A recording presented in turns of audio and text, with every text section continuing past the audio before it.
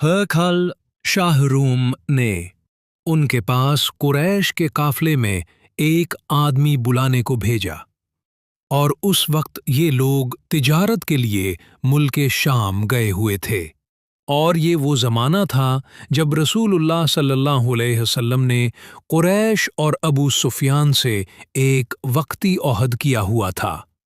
जब अबू सुफियान और दूसरे लोग हरखल के पास एलिया पहुंचे जहां हरखल ने दरबार तलब किया था, उसके गर्द रूम के बड़े बड़े लोग उलमा वुज़रा उमरा बैठे हुए थे। हरखल ने उनको और अपने तर्जुमान को बुलवाया, फिर उनसे पूछा कि तुम में से कौन शख्स मुद्दई रिसालत का ज्यादा करीबी अजीज है। अबू सुफियान कहते हैं कि मैं बोल उठा कि मैं इसका सबसे ज्यादा करीबी रिश्तेदार हूं।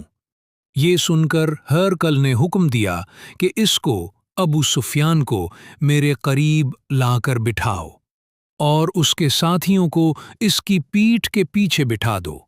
फिर अपने तर्जुमान से कहा कि उन लोगों से कह दो कि मैं अबू सुफियान से इस शख्स के यानी मोहम्मद सल्लल्लाहु अलैहि वसल्लम के हालात पूछता हूँ।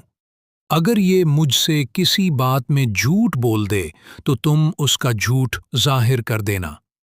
अबू सुफियान का कौल है कि खुदा की कसम, अगर मुझे ये गैरत न आती कि ये लोग मुझको झुठलाएंगे तो मैं आप सल्लल्लाहु अलैहि वसल्लम के की निस्बत ज़रूर गलत गोई से काम लेता। खैर, पहली बात जो हरकल ने मुझसे पूछी वो ये कि उस शख्स का ख़ानदान तुम लोगों में कैसा है। मैंने कहा, वो तो बड़े ऊंचे आली नसब वाले हैं। कहने लगा, इससे पहले भी किसी ने तुम लोगों में ऐसी बात कही थी? मैंने कहा, नहीं। कहने लगा, अच्छा, इसके बड़ों में कोई बादशाह हुआ है?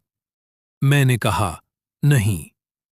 फिर इसने कहा, बड़े लोगों ने इसकी पैरवी इख्तियार की है या कमज़ोरों ने? मैंने कहा, नहीं, कमज़ोरों ने।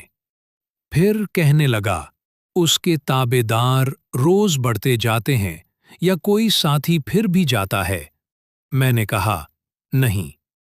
कहने लगा, क्या अपने इस दवाए नबूवत से पहले कभी किसी भी मौके